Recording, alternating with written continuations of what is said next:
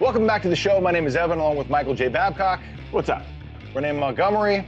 Hello, hello. This story is crazy. Matt Stafford's wife is furious with the NFL for making it public that the starting quarterback for the Detroit Lions was on a reserve COVID-19 list because she claims her life has been made a living hell and people don't even have the entire story straight. Now, the backstory here is the NFL has created this list where if a player on your team either has tested positive for COVID or has been exposed to it, you can put a player on the list. Some teams have made that list public. I know that in the case of Matt Stafford, there was a follow-up report confirming that he did test positive for coronavirus at least once. Well, Kelly Stafford, Matt's wife, is saying this is a tremendous invasion of privacy that has ruined our lives because people have scolded me on the streets. They have harassed me in the playground. They have harassed me at the grocery store, all because people think that Matt Stafford has COVID, which means that our family has COVID. And to see us out in public is putting other people at risk. But she's saying that's not even true because the test that turned up positive for Matt Stafford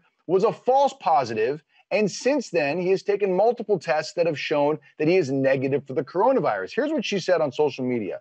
I have been losing my mind because of how my family has been treated since my husband was put on the COVID IR. Even after we knew it was a false positive, our school told us the kids were not allowed back. I was approached in a grocery store and told I was endangering others. My kids were harassed and kicked off a playground. I was told I needed to wait in my car when trying to pick up food, and people closest to us had to get tested just so they could get back to work. And that's just to name a few things. She blames the NFL, saying officials should have been more sure of Stafford's diagnosis before putting him on Detroit's COVID IR list. And she's sharing the information, hoping that other families will learn from their experience, the league will learn from their experience, and this doesn't happen to other families.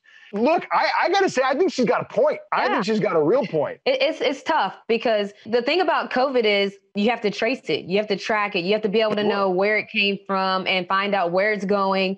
And so in that aspect, you understand needing to get a certain level of information out.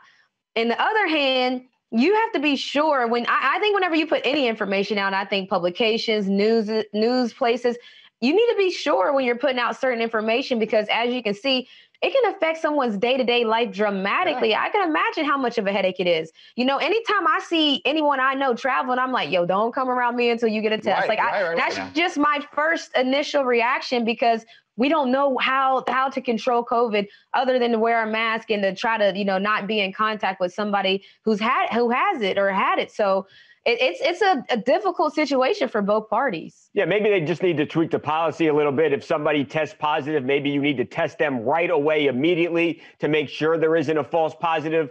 Outside of that, I think everyone is learning on the fly how to handle these type of things. I feel sorry that Kelly Stafford had to go through some of this stuff. I don't know if it's fair to absolutely blast the NFL and make this out to be their fault here. He tested positive. What can you do? I mean, the NFL should be criticized for something. What she's saying is it was a rapid fire test, which returns results very quickly, but it's also not reliable. And the follow-up tests all said negative for coronavirus. So she's saying that they've been marked now. They've been painted with this COVID brush to where it's affecting their kids going to school, childcare. And just because she's rich doesn't mean that she shouldn't be treated fairly.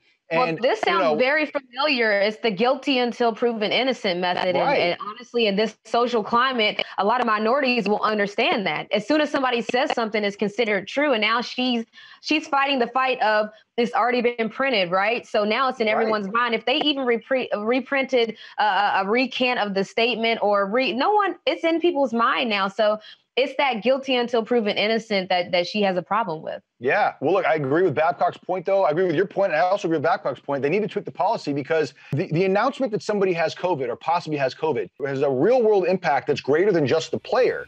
And I think that the NFL needs to take that into consideration. I think that Kelly raised a good point. Kelly speaks her mind. She's known for that. And I'm glad she spoke her mind here.